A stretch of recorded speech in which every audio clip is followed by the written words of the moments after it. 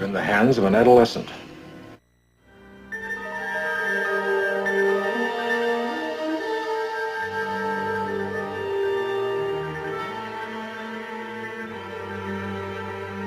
mystery. I don't like mysteries. Get bellyache. I got a duty right now. Aye, sir.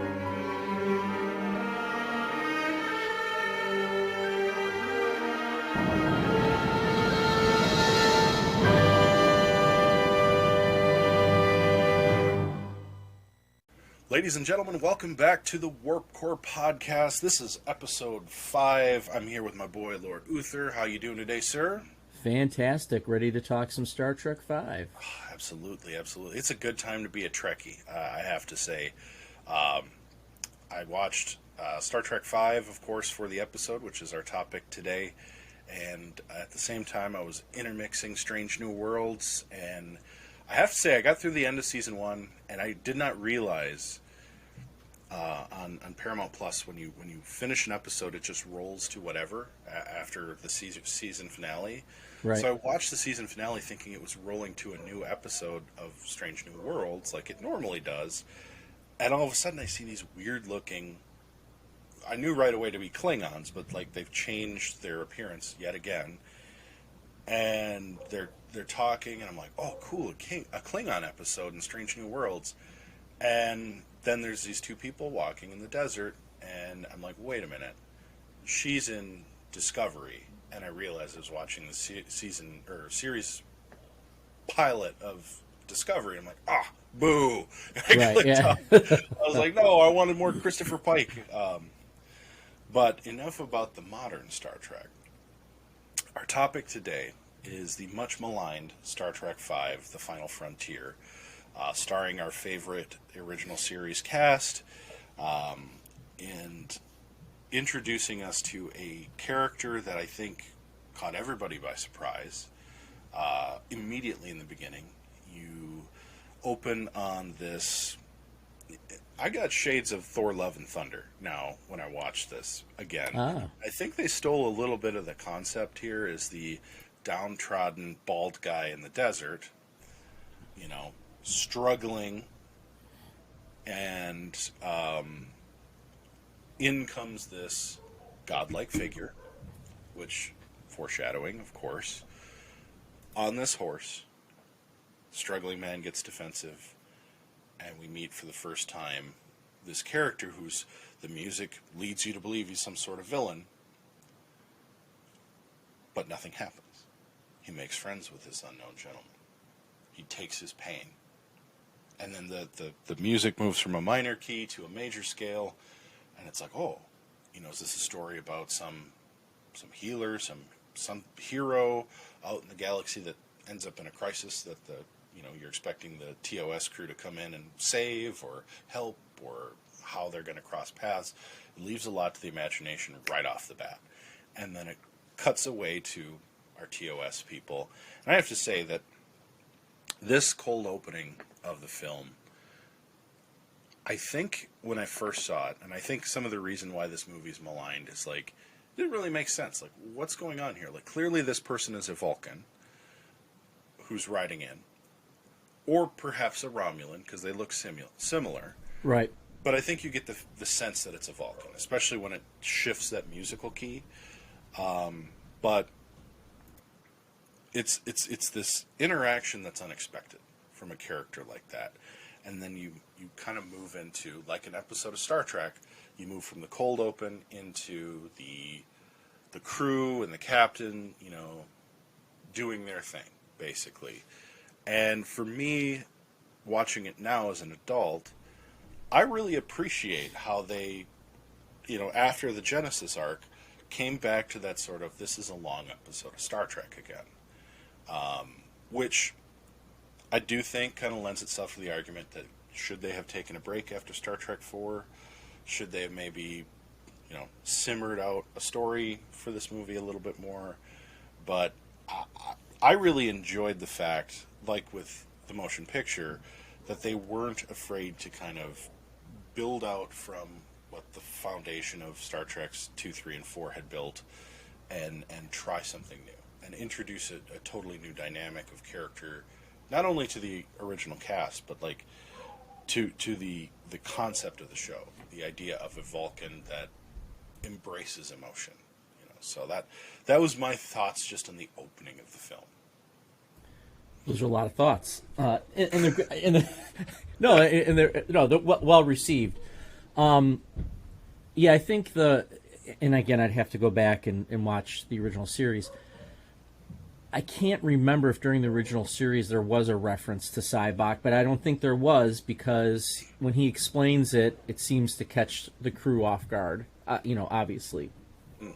And it's kind of that, it's funny because it's kind of like the ugly duckling of the group in a sense, right? Spock is the overachiever, has done everything. Even in Picard, which I'm finally watching season 2, Spock is almost referenced on a godlike level in a sense. And then you have Sybok, who just seems like the reject Vulcan who couldn't control his emotions, and obviously is going to wind up kind of plays the foil, and that's where I feel like the movie kind of goes off the rails at one point, which we can get into that as we talk about the film some more. I liked him as, well, at the beginning at least, a villain, and I just think they could have done something different with him versus going the route that they did. My other thing about this film is, and I know we kind of referenced this before, but I feel like we're seeing it even deeper, is the aging of that crew, which is why, that might be why they just jumped into this next Star Trek film, because you could almost kind of see that this is going to sound kind of, but the days were numbered, right? I mean, you only had so much time to continue on to make these movies. I will say this. The one person who shines for me in this film, and then going back has shined overall, was DeForest Kelley. I think he's very underrated out of the three of them. His acting chops and just acting in general, like that's why I find it so hard to see anyone else as Dr. McCoy, because to me he just nailed it beyond nailing it. Like I don't think there's ever going to be another Dr. McCoy for me, because he acted that part so well. Absolutely. I think the Southern Gentleman, Dr. McCoy, and I've started watching the original series. I got the Blu-ray set for Christmas, and I mean, if you want to talk about a character that's so true to self, because I think all of the characters have changed at least somewhat from the pilot episode. Sure. I think Dr. McCoy is probably one of them that has remained largely the same. He softens with his relationship with Spock, of course, but, and of course he becomes a little more personable with the captain and, with Kirk and everybody. But he's so, like, you see the growth of his character, but he's still very much himself. And the scene, boy, I think we made reference to this in an earlier episode, but the scene when they're in the woods together around the campfire, it's very heartening in a way, because it is so McCoy. Like that whole national park sequence is very McCoy the whole time, where he's like, oh yeah, God damned irresponsible. Like yeah. He's getting Right. so worked up, and Kirk is very much himself. He's very Kirk in that moment. Spock is very Spock. The green screen is goofy, but if you consider the era, because the special effect there was not great. But if you consider the era, it actually wasn't horrible. It wasn't the best green screen, but it wasn't that far below average. It was kind of on par with like a TV green screen. Right. Which for a feature film is a little bit disappointing, but it's still not awful. But that scene around the campfire, it always gets me, because the entire thing I think is great. I think it's very telling of all three characters. It really shows their differences, but their community, and Kirk talking about, I know I'm going to die alone. That's why I knew it was okay, because you were with me. Spock being sort of oblivious, but also kind of like making an effort to make a connection. And then McCoy just sort of being this connector between them, in a sense. Yeah. The part about it that I've always find unmistakably goofy is the row your boat. that I feel like I get what they were trying to do, but I really hate that part of the movie. Like I don't know. I've watched it a few times with my kids, and even my kids like who are little, like infants and toddler age, watch that part and they're like, "This is awkward," and it plays off as awkward. But I mean, it's supposed to be awkward because Spock foils it up. You know, he's like, I was contemplating the lyrics. It's a song, you green-blooded, like... Right. I'm sorry, were we having a good time? Like, I get what they were building there, and they were setting Spock up as this diametric opposite to Sybok, but the way they did it is just so goofy, and just so, like, oh, God. Over-the-top like, cheesy. Over-the-top cheesy. And it was kind of the same thing with Chekhov and Sulu in the woods being lost. Like, the helmsman, the navigator, and the defense... expert. Yeah, the security officer or whatever, like...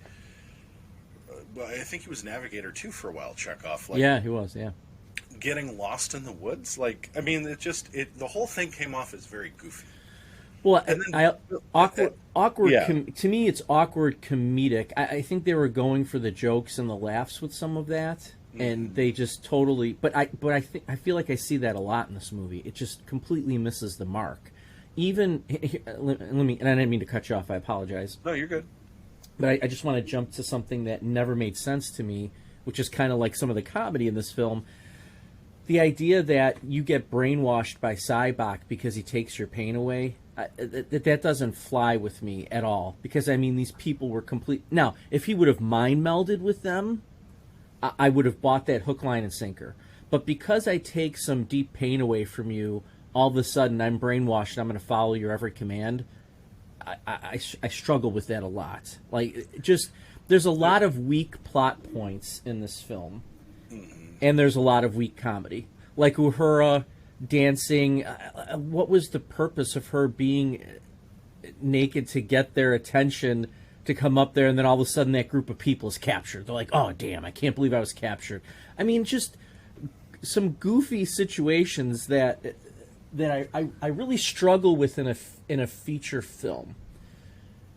I probably even struggle with it in a regular episode with some of the stuff they were doing too. I just think it had a lot of potential to have a better conflict. You know, the true conflict, spoiler alert, comes at the end with this entity that needs a spaceship to get out of the barrier. But that's like the last 10 minutes of the film. I mean, Yeah. that's supposed to be the real villain. It's weird the way they set it up.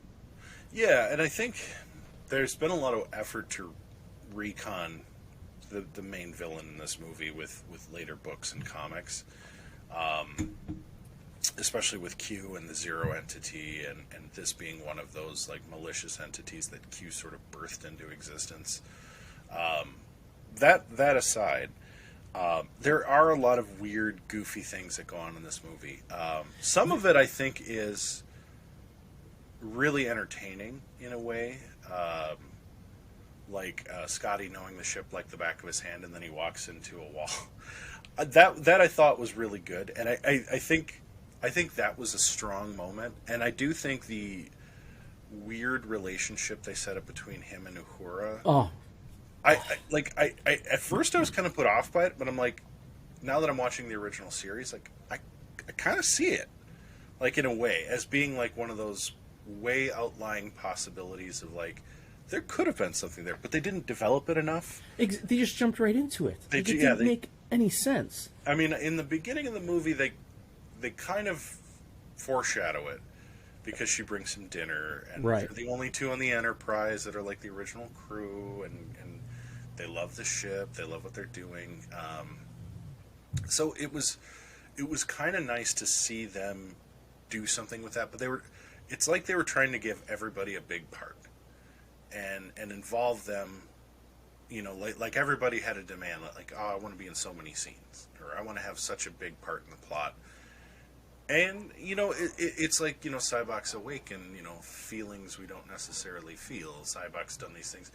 I think if they'd have detailed how he gets into the minds of the people he does, and how that affects them, and how it leaves like a back door into the mind for Cybok to sort of plant suggestion.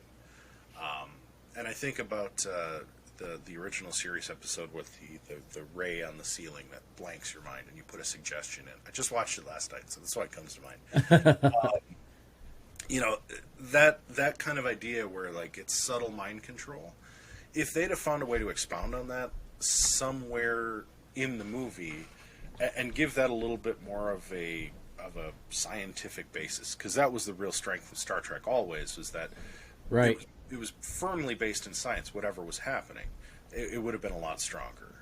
Which has become the fault of Star Wars, which I've brought up before. Like, just leave the Force alone. There doesn't have to be a bacteria that causes you to be a Jedi. Like, that's why I love those two things separately. You know, Star Trek was always trying to explain it. Star Wars was like, no, it just happens. You know? The Millennium Falcon can just go this fast. Like, there's no warp bubble around it or anything like that, and which is what I always appreciated. I love the point that you're bringing up about giving all of them a larger role. You know, even but let's go back to the awkward relationships, because to me that was such a forced Scotty. Like, it's almost like the writers were trying to figure it out as they were going along. Like, how can we set them up? Have him save her, and then she realizes that she's loved him for a while, or something like that. I also like what you brought up about Cybok. Show a scene, maybe releasing the person's pain, like you're saying, opens them up to that suggestion of listening to anything this guy says. But you got to set it up on a better level. With all that being said, I really love the scene, and one of my favorite sets in that movie is the that space where the ship wheel is at, right, where they kind of gather down there. I absolutely just love the set for that. But I do like how they dove into some of the pain of these characters that we've grown to love over the years, right? Like, they showed McCoy with his father. Anyone can relate to a situation like that, in a sense of you never want to be in that situation. It's going to affect you a certain way. You know, they kind of bring up Spock being different. And then, of course, you know, Kirk's immune to it. You know, I'm fine with my mistakes. You know, the typical Kirk, grandioso in a sense, right? See, I think that was an opportunity, not to cut you off. No, go ahead. I think that was an opportunity they had that they just totally missed, was actually forcing Kirk to face some, you know, critical mistake and some pain that he had hidden. Not that he necessarily had to become hypnotized like the rest of the crew. You know, he could still be, like, immune to the overall effects, but you know, to put him in a situation where maybe he has to face David's death, you know, or something along those lines, would have been a lot stronger, you know, to set him up as, like, you know, especially if they had explained, you know, why this opens them up to suggestion, why all of a sudden they feel compelled to follow Cybok, and then, you know, now Kirk is faced with it, but he resists. You know, and he's able to sort of foil the plot of Cybok, but then he just sort of goes along with it. You know, at the end of the road, he's just sort of on for the ride, even though he never confronted his pain, even though Cybok never had him by power of persuasion, even though Scotty was, you know, knocked out when he was taking over the ship and could have been there to, like, save the ship. None of that took place because, you know, they didn't do anything with it. They set up, like, all these possible points of conflict, and then they just sort of just moved along. Well, I do know the production was under a lot of pressure. For example, at the end, there was supposed to be a scene where that godlike figure kind of comes together as a big pile of rocks. Hey, Trek fans, I know you've seen Galaxy Quest. I know you've seen it because it's a total parody of Star Trek. That's why they put that scene in Galaxy Quest. That's why where that rock figure comes together. It was a total, maybe it's a sideways slap at Star Trek. Like, you could have, why didn't you do this like you were supposed to, like you talked about? And there's talking about, and I haven't seen an updated version of Star Trek V. I thought they were going to try and add that in, or William Shatner pushed for it at some point, like 10 or 15 years ago, to go back and redo that scene. And And I think that brings up the point of, I feel like this whole thing is kind of rushed. And I think that's what we're kind of alluding to as well, right? Let's just force Sybok and Shatner, or Kirk, to get along now. Oh, they get along. Oh, these people, they're brainwashed immediately just by giving up their pain. Boom, done. And here's my other slight issue. They rehash 2 plot points, right? They rehash, hey, the Enterprise isn't fully manned right now, right? We have a skeleton crew. Oh, how convenient. And then they bring along another Klingon, bad guy Klingon, to play like a secondary foil or villain in the film, which I do like how that situation ended, by the way. I do like that the general kind of put that guy in his place in a sense. So I thought that was kind of cool. But you're rehashing the idea of, I'm going to get Kirk, right? I want Kirk. And that's where I think Star Trek VI does such a great job. And I know I guess I'm doing this more for the comparison in a sense, but he's lamenting, or he's reflecting on David's death, right? It really affects him in Star Trek VI, which sets up the whole Klingon thing, right? You have a great general. Oh my gosh, why am I drawing a blank on Christopher Lee's character in Star Trek VI? General Chang, right? Yeah, General Chang. Mm-hmm. Yeah,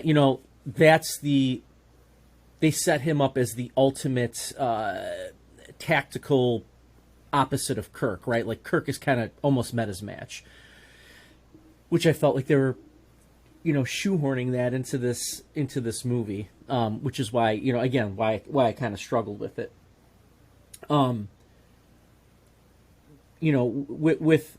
With all that said, I do like how Sybok sacrifices himself. Let me feel. Let me see your pain, or something like that, and goes in after the entity. I thought that was pretty cool. But Kirk getting away. There's just so many pieces that the awkwardness, the rush to write it, the forced situations. I think that's why I struggled. Like, out of all the Star Trek movies. Yeah. Besides Nemesis, which I think is a complete shit show in my opinion, this is like the second, for me, the one that I just struggle with it so much. Yeah, I mean, I definitely see it as probably one of the weakest Star Trek offerings, across the board, and it is definitely due to the production being rushed and not having the budget they probably needed, and not having the writers coming together and shoehorning essentially 3 villains, and then not knowing what to do with them. The entity they introduced at the end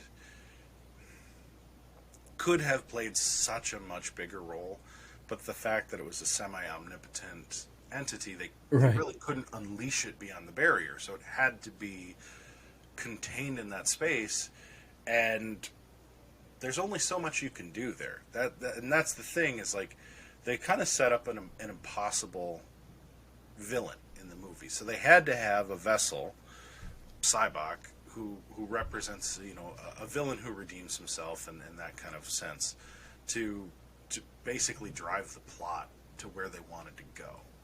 Right. The whole Klingon angle, I don't know if they were doing that just to set up Star Trek VI in a way, just to keep some sort of element of ever-present danger. Which, to a certain extent, it kind of made sense. Like, they had to have something, because I think they knew that there was some softness to the villain here. Like, getting away was not all that difficult for them, all things considered. I like how Sybok sacrifices himself. I like the growth of that character, and the connection that he reforges with Spock, and kind of the sentimentality of the film. I think there were some good things. I do think it left a lot to be desired. And they did rehash some old plot points, which, in a sense, I think they could have found a way to make some of that work a little better. But it kind of begs the question, after Star Trek IV, they get this brand new ship. Why is it basically in pieces at the start of Star Trek V? Exactly. And that's the thing, is like, well, you could argue that, in Star Trek IV, it's very convenient that they just have another Enterprise. And then Star Trek V, it's like, well, yeah, they had the hull of the Enterprise, but the inside was not finished. Yeah. And they could have set that up. They could have found a way to, flesh that out. Just flesh it. All that takes is 2 lines of dialogue. That's an excellent point. I never thought about, hey, there's a shell and now we have to build it. I never thought about that.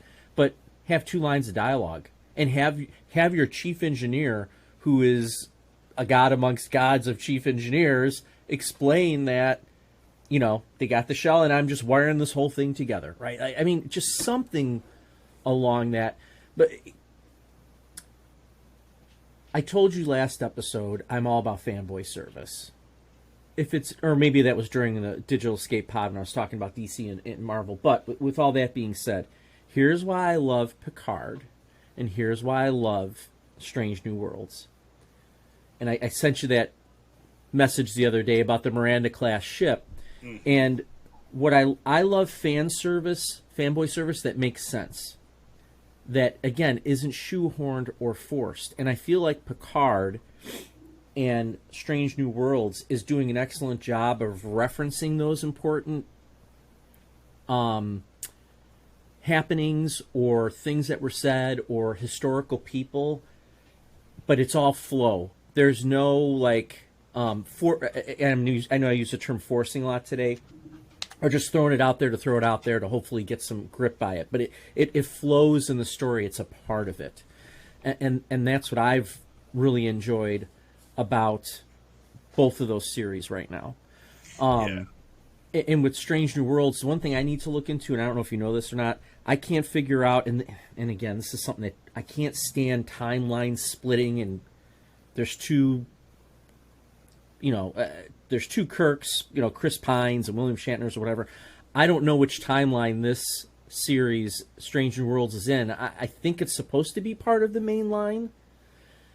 With bringing all that up, I'm going to spoiler alert for people out there. They're going to have, I think Cybok's going to play a part in Season 2 because they put him in Season 1.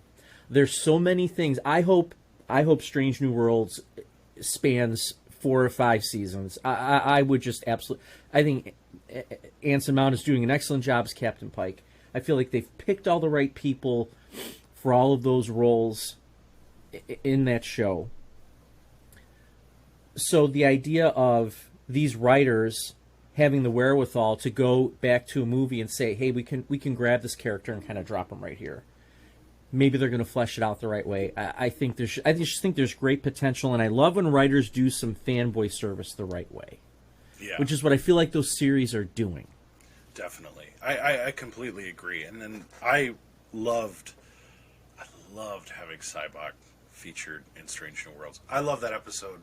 Jesse James Keitel, I'm a huge fangirl for her now because she's incredible. The way she played that character and the turn, I was not expecting it at all. And it just unbelievable direction. And then I had an inclination towards the end of the episode, before it was mentioned that it was Cybok, that it was going to be Cybok. Oh, okay. I never thought about that. It's awesome. Yeah, there was a bit of an inclination there because it's like, well, what Vulcan could they possibly be speaking of? Because, I'm thinking headcanon, where has there ever been a Vulcan that was such a Cybok? That's popped in my head. I'm like, oh my god, right. It's got to be Cybok. I know they're using a different name, but and the fact that Aspen uses those emotions on Spock basically to bring him, to that lulled sense of security and almost like a sexual tension, which I thought was fantastic. It kind of speaks to where Spock was, and then Star Trek V where Spock is. He's rejecting his emotions and struggling with it in Strange New Worlds, and in Star Trek V he's embraced his emotions, but in a logical way, and he's no longer the scared, outcast little boy he was that Cybok somehow thinks he still is. Right. Because I'm sure Strange New Worlds will probably feature how they end up separated, and how easy would it be for Uhura and the 2 or 3 other people that are still in the Enterprise to forget that, oh yes, Spock does have a half brother. Or maybe they don't know. Maybe they know him under a different name and have forgotten about him because it's been so long. That's very possible. Right. That's where I think they have huge opportunity to make him a season 2 feature villain. They have a lot of things they could explore, but like that setting up of that character, why I do think it's part of headcanon is because it puts Spock Star Trek V in alignment with Spock Strange New Worlds, and they're kind of tying, which again it's a maligned film, but it's like they're tying in what is traditionally considered Star Trek canon, right? With what they're driving forward in these new stories, which I think is fantastic. Like I really like the approach that they're taking, and Picard does the same thing, and they reference the Star Trek films a few times, whether it's the time travel or I don't know if they make reference to Nimbus 3 or any of that. I think they do. I want to say I think they do because they do. Spoiler alert! They do the slingshot, and I think it was brought. I think the situation. It might have been. I can't remember. Sorry, I'm getting my Star Treks messed up. The slingshot effect was Star Trek 4, so 4, my bad. Yeah. I do think it gets brought up in one of the series later on as well. But like they do a nice job of interweaving this, sometimes to sort of rehab the film. I think, and that's why you see, with the stories relating to Q and the Zero entity and the God character, like they're kind of making that. They're rehabilitating it in later stories to sort of make Star Trek V a little bit more important, which I like because I do find the film enjoyable. I really do enjoy it. There's some just goofy stuff going on, like the Wild West storming of the keep on Nimbus 3, like why they get on horseback. And that's what drives me crazy. The biggest reason they did that was because William Shatner loves horses. Yeah, and so they decided so they threw him on horseback. It's like, what? I mean, the way they did it in Generations and had a horse feature there makes perfect sense. Right. And I agree. It was very well done. And honestly, I could see William Shatner living in the house that he's living in Star Trek Generations, not to jump ahead too many episodes. But, like, there was a lot... It was set up as, like, a Western, in a lot of ways. And then it became, like, almost a sci-fi Western. And then like a hijack movie, and then sort of like a Star Trek episode, and then kind of this bizarre philosophical exercise. I don't know. It like there's just I think the best term you could give Star Trek V is it's goofy. It's just kind of a goofy movie, and like it's not. I don't know that it's a good or a bad goofy necessarily. It's just kind of odd. Like there's just a lot of there's a lot of good Star Trek there, but there's also just like a lot of weird stuff that's going on. It's kind of like why this? Like why Scotty and Uhura? Like why are Chekhov and Sulu lost? Why is Uhura dancing and why is that distracting to these weird people? Like I don't. Why are they using projectile weapons in Star Trek? Now they do kind of explain it. They say they had to fashion their own weapons because we banned their weapons. Okay, I get that, but it's kind of like, really? I mean, is that... maybe that's why it was so easy for them to sort of overwhelm the place, kind of thing. But in that case, why were they so secretive about it? They knew weapons were banned. Why don't they just land and have a landing crew with phasers? Right. There's a lot of stuff that like just doesn't quite add up. The other side is like they don't set up Nimbus 3 at all. They kind of explain it as like this is the Paradise Planet where the three warring kingdoms basically have come together and said we're gonna start peace here. But it ends up being an absolute nightmare, and it's more like a prison than anything else. And David Warner in this movie, who is many characters across the Star Trek canon, I think gives one of his best performances, second only to maybe The Next Generation, where he plays the Cardassian who tortures Picard, which is probably the best episode in that whole series. But I think David Warner really represents kind of the cynical side of the Federation that we don't really see in any of the other movies. Yeah. So there's some bright points there. The only thing that bugs me about that is, why does he have a cigarette? You know, that to me felt very odd, because, you know, I think immediately when I saw it, I was like, you know, in Deep Space Nine they make a lot of hullabaloo about when Quark and the other Nog and the other Ferengi go back in time, and they're in the like 40s, and everybody's smoking cigarettes. They're like, these people just like consume poison willingly.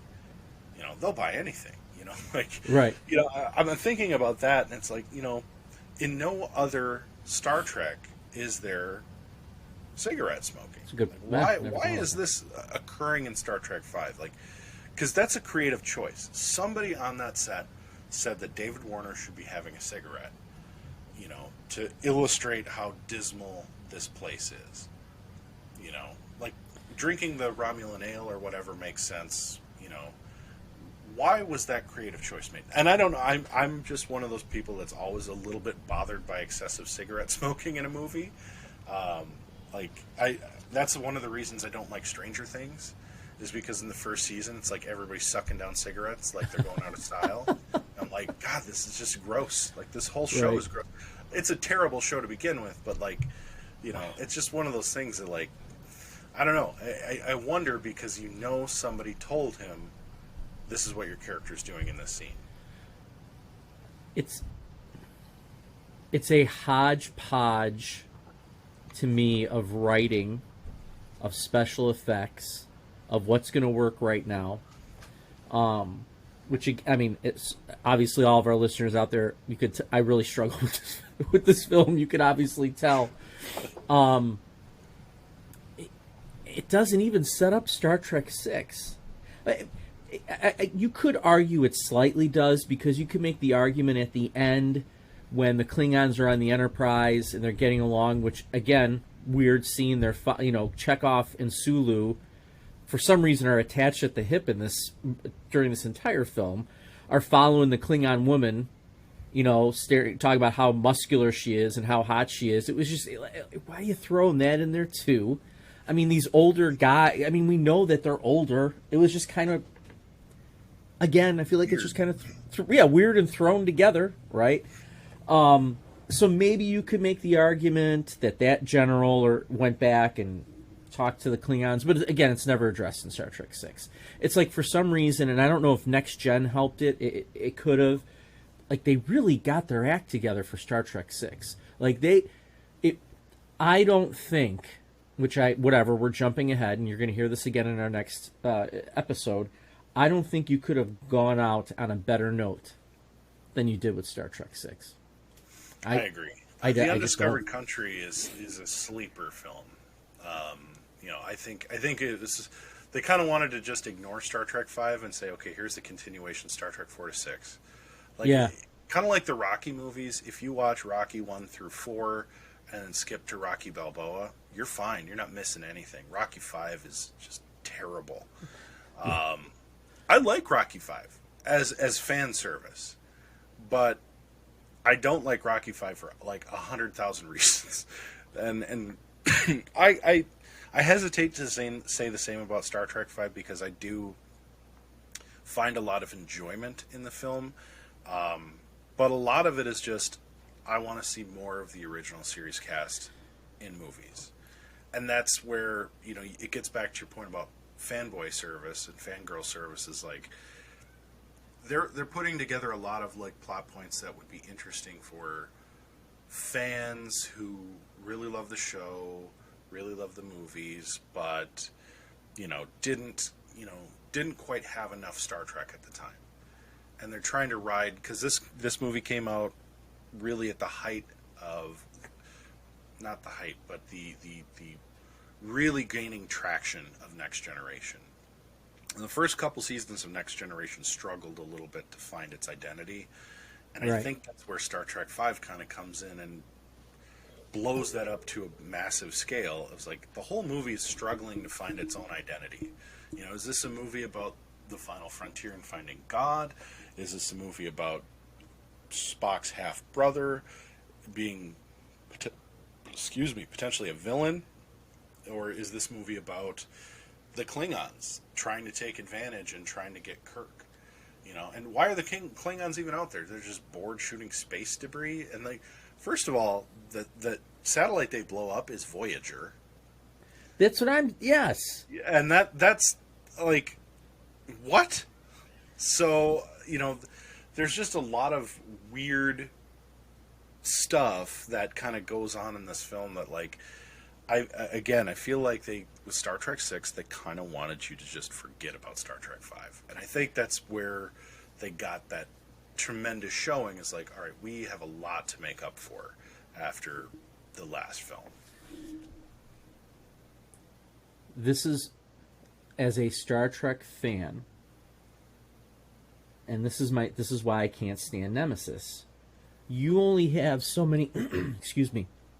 Once a series obviously comes to a conclusion and you make the decision to make movies, you only have so many movies to have these people together again, and you need to capitalize. You need to tell the best story. You can't rush it just to make a movie for the sake of making a movie. And I feel like that's what they did here. And I feel like in Nemesis, they just wanted to slam the door on the entire Next Generation and just cut it off, which is why I appreciate Picard so much. Let me give you one more comparison. John Kyle brought it up last night on Digital Escape Podcast about the last Seinfeld episodes, the last two. Obviously, it didn't end the way they wanted it to, which is why in Curb Your Enthusiasm, they go back and basically finish it the correct way. I feel like with Picard, they're going to the point of giving the Next Generation its proper goodbye, possibly leading to some spin-offs, which you and I have kind of talked about offline, which I think we're hoping for, is really what it's coming down to, right? You know, give Riker his own show, give Worf, even though these guys, I think they're in the late 60s, early 70s, but with all that being said, I think loyal Star Trek Trekkies want to, let's just end it the right way. Like I said, Star Trek 6, you literally see them going off into the sunset. That's the right way to end that. Let's do it like... So that's why I think Picard is going to save Nemesis. Like, it's going to save the Next Generation in a sense. They're gonna do it the right way. So for that, I'm thankful. And I know we keep referencing Strange New Worlds. I mean, talk about not needing to figure out what you want to be. That show, they know what they want it to be, and that's why I mean it. I was messaging you nonstop about it because it grabbed me first episode, like right out of the box. It's like this is gonna go, and I give a ton of credit to Anson Mount for portraying Captain Pike because he's nailed it. Absolutely. I'm reeled in, and the nice thing is, because I really disliked Captain Pike in the original series. I think a lot of people did, because it just didn't... First of all, it wasn't Kirk. You know, right. Kirk is the captain of the Enterprise. And then Jean-Luc Picard is the captain of the Enterprise. Like, nobody else can really be captain. Decker, you know, Pike in the original series. But to take Pike and do what they did with him in that first episode, and make him this sort of remorseful, deep character right from the jump. And I mean, just what they did with that and introducing the Klingon mysticism to it, and just kind of the dynamic of, you know, illustrating how he's a different captain than Kirk, but he has a lot of similar qualities. And it's a generational difference between him and Kirk. And then the actual episode where he and Kirk are captaining together, you know, spoiler alert, that is... I think of Star Trek V, and I think of all the weaknesses it has. And I look at what modern Star Trek is doing. Because I think the hesitancy to do like another Star Trek film or another Star Trek show is if you don't do it right, the backlash is going to be unbelievable, because Trekkies are very passionate. And I think it's because of Star Trek V. I think because of the lessons of this movie and the way that the subsequent Star Trek 6, the rest of Next Generation, DS9, Voyager, the way that those four things elevated the product and made it so much more than it ever had been. And it was a lot to begin with. Really kind of put Star Trek on another planet, not to be ironic, but like, it is such an unattainable thing to create a successful Star Trek series, movie, book, or anything, because there has been such tremendous success there. But there's a formula there too. And I think that, one thing that Strange New Worlds and Picard and Lower Decks is doing is they're bringing in that source material, and they're expounding on nuggets of information, or introducing them as a foil to what they're doing on their own show to sort of legitimize it.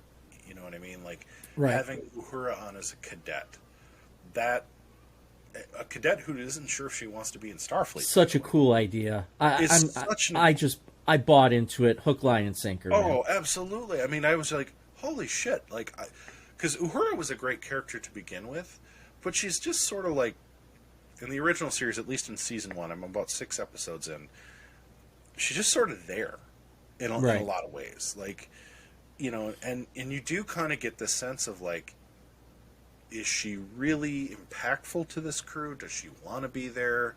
I think they tried to develop Yeoman Rand a lot more than Uhura in at least the first few episodes. But she's functional, and like she serves a purpose. So to have this sort of backstory of her as a cadet being like, I'm not sure if I want to be in Starfleet, I'm not sure if this is where I'm supposed to be, if I'm passionate about it, and to see her gain that passion, and then original series, Star Trek 1 through 3, 4, 5, to see her grow and like her security and like confident in what she's doing and that she's making an impact with her function. Because she is a supporting character. She's not a main character necessarily. Yeah. But she just like, that role becomes so much more important with the way they've brought that headcanon piece back to a prequel and made that a central part of her character. I mean, that just, to me, is tremendous writing. And I think that's what Star Trek V lacked, is it didn't take anything necessarily from the previous films or the original series. It just didn't legitimize itself in a lot of ways. It just sort of recycled a few ideas and felt very slapped together. It was enjoyable. The humor of it kind of makes it funny. It's sort of goofy and silly. And it feels like an episode, like a poorly written episode. Like every season has one where it's like, yeah, is Mud's Women really a great episode? Right. Eh. But it fits. It fits in the idea of a show. And that's where I think, and I hate to draw the comparison because I truly love the movie, but I think a lot of people who feel this way about Star Trek V feel the same way about Insurrection. Is that it was sort of and the motion picture as well. It's like they're extended episodes, and they feel almost a little sloppy because they don't really fit into any kind of canonical sense. Like, I think Insurrection does a much better job than Star Trek V, but it's the same kind of idea. Yeah, I can't wait to talk about that movie because they screw up at the end of Insurrection. There's a specific scene that happens. And I'm like, you gotta be kidding me! Why would you even do that with the Enterprise? Like, who came up? Like, who greenlights that idea? At this one point in Insurrection, which I know you. Everyone probably knows what I'm referencing, but I want to kind of save it for when we talk about Insurrection. But like, why would you do that to that movie? I just want to throw in one more thing here before we kind of probably start sealing things up here. I think Star Trek. Here, I'm going to draw a parallel to Star Wars. After whatever the last Star Wars movie is, Rise of Skywalker, that puke fest. Sorry. I felt like Star Wars was on a decline, right? I even kind of felt like Star Trek right now was on a little bit of a decline because of the last Star Trek movie with Chris Pine and all them. Maybe that was just my feelings because I didn't like that movie that much. Star Trek TV and Star Wars TV, The Mandalorian, Andor, Obi-Wan Kenobi, that saves Star Wars in my opinion. That's going to give them the chance to do movies again down the road, and I think they're playing that card very well. I feel like Star Trek is doing the same thing. They are going to set up either a very strong future TV series or the possibility of a new movie because of Lower Decks, because of Stranger World, because of Picard. I think you've got the chance to do that. Now, a lot of people are saying Picard Season 3 is going to be your final Next Generation movie in a sense. Well... But now there's talk of making a final Next Generation movie. So... And that's you know, But your time is limited. Your time is very limited. Patrick Stewart is not moving and talking the way he used to. And I think part of that is playing the character up a little bit, but part of it is the dude's 80 years old. Right. I mean... He clearly can't do the stunts that he used to do, which, of course, he's in his 80s. But I do think, and all the credit in the world to Jonathan Frakes, because anything he's ever touched Star Trek-wise turns to gold. Yep. And he's very heavily involved in Picard. And the talk is that the plan for after Season 3 is not to do one movie, but to do 2 movies or more with Jonathan Frakes at the helm that are focused on the Next Generation crew after Picard. Holy cow. And you know, notwithstanding, you know, is Jean-Luc Picard in it? I don't know. What that might look like, I'm not sure. But there's also talk that he's going to direct a series around Captain Worf and a series around Captain LaForge. And I think that both have extremely strong potential and could be intertwined. Both of those actors, you know, Michael Dorn, I think, just turned 60. I think so. Maybe it was 70. I forget which. You know, they're not to be morbid, but their time is limited. But I do think there's enough gas left in the tank for both of those actors to really be impactful, and to create a series. You know, maybe it's only 5 seasons. You know, maybe it's not the 7-season rule. But that's not to say they couldn't do it. That's not to say that there couldn't be 7 seasons of Captain Worf. Let me give you their ages. Frakes is 70. Gates McFadden is 73. Marina Sirtis is 67. Michael Dorn is 70. They don't have anybody else listed here. I mean, again, Patrick Stewart, he's got to be...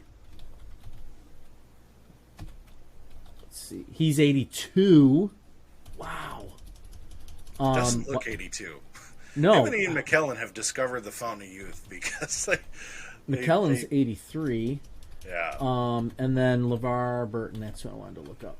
I think LeVar Burton is one of the younger of the crew. 65. So, again, you're if you're going to do it, you better do it. Yeah, you better do it within the next 2 years, probably.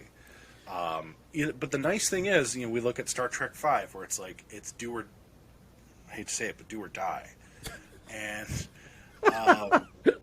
in a sense, Star Trek VI came from Star Trek V. You know, right.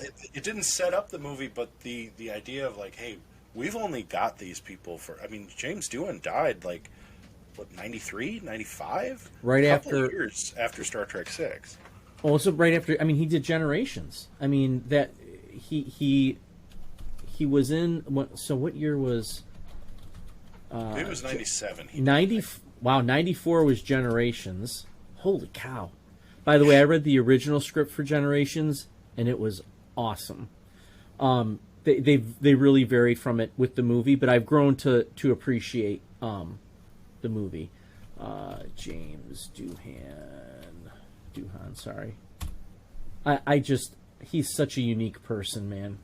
We could do a whole episode on James. We should do a whole episode just on James Doohan. Oh, So 94 was Generations. He didn't die until 2005. Really? I thought it was almost, but he had Alzheimer's. He was in a bad way. Yeah, that's right. I do remember that. But I mean, geez, that's a good 11 years. So when they made Generations, he was 73 when they made Generations. I mean, he didn't have a huge role in it, but then he was in one of the Star Trek episodes. Yeah. Probably in his, late 60s at that point. So it's not to say it can't be done. And Agreed. I think... Especially nowadays, life is a little different now, right? Yeah, if medicine's come a long way. Folks are living younger as they get older, that's for sure, which is fantastic to see, especially for these actors we love and care about. But I would say, like, we're kind of in that situation with the Star Trek V when it comes to films. Like, the last couple films were sort of, you think Nemesis, you think... Into Darkness or Beyond or whichever one that was the last Chris Pine movie, and the Star Trek 4 that they've been talking about, that this is not going to happen. It's not going to happen. It's kind of in a slump where, like, if they put a movie together, let's say 5 years ago, to follow up that last Chris Pine movie, it would have felt slapped together. It would have felt like a Star Trek 5, where it's like they're just making it to make it, and they need to take a break from film. And then you get Star Trek VI, which we'll talk about next week, which is just a tremendous separation that really improves and re-energizes the film series. And then you get Generations, you get, the next-gen movies that are just amazing. I think we're at that sweet spot where it's like, as they finish Picard, depending on how they finish the series, depending on what they end up deciding to do, and I think with Paramount Plus, there's been a revitalization of all things Star Trek. I think even Discovery, which, I think there's some good things they're doing there. I haven't watched it yet, but from what I've heard, it's decent.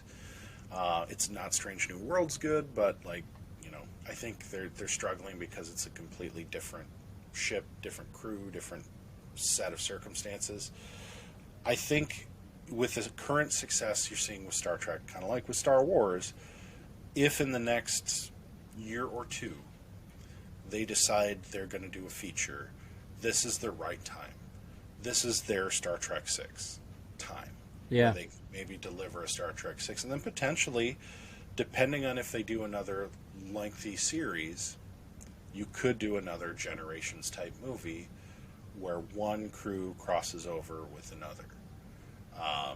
And I think that's how you pass that torch. I think they did it really properly, or could have done it better, but they did it really properly with Generations. And I think this is that moment again where this is the time. If you do it now, you could really make something happen. The passing of the torch in the original Generations script was a lot different. For me, it worked a little bit better, but again, I've grown to appreciate Generations over the years. All right, so out of 7 warp cores, what do you give Star Trek V? Where I would give Star Trek 4 7 out of 7 warp cores. I would probably give Star Trek V 3 warp cores. I think my nostalgia loves the movie, and that might push it to a 4. But if I'm being realistic, it does feel thrown together. It's goofy.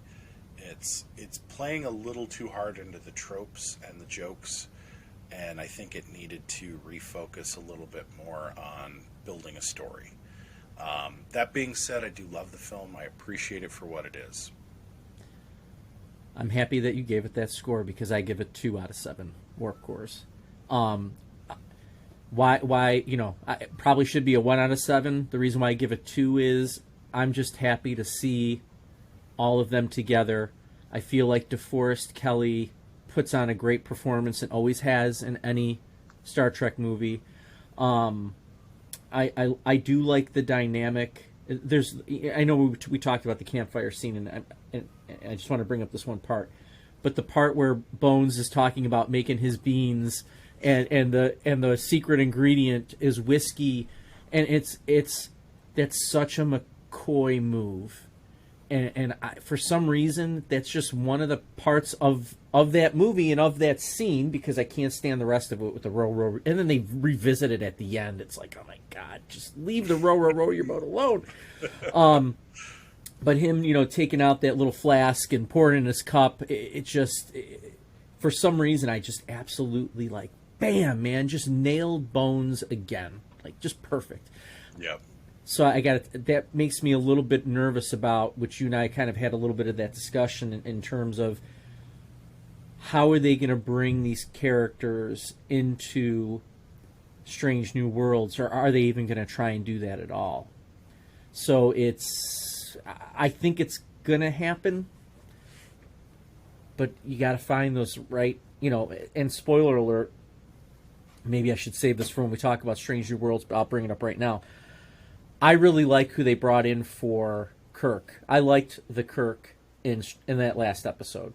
That's just me. So not to be jumping ahead too much, but we'll talk more about that when we get there. But yeah, I think it's a great point, and I think if we had to leave one takeaway for the audience, if you're watching Star Trek V and you're new to the film, and you're probably have a lot at your behest in terms of Star Trek to compare it to.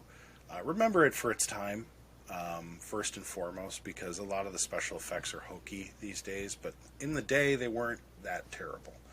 And I also think you have to remember that some of the performances are really outstanding. I think Sybok is exactly who Sybok needed to be. I think that DeForest Kelley's performance is, not just noteworthy, but probably the best part of the film.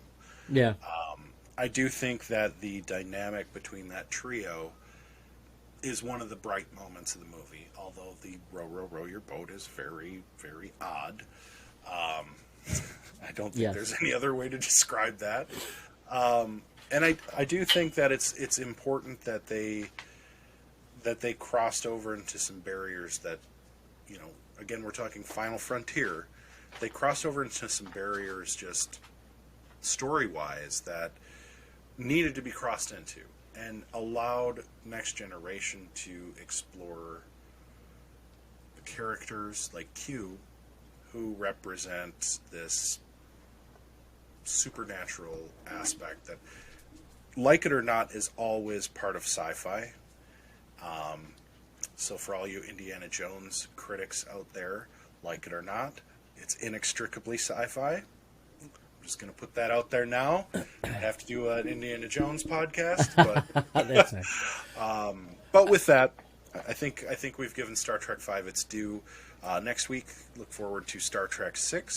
If you haven't already, again, the Warp Core podcast is a YouTube exclusive, so we would appreciate it if you haven't.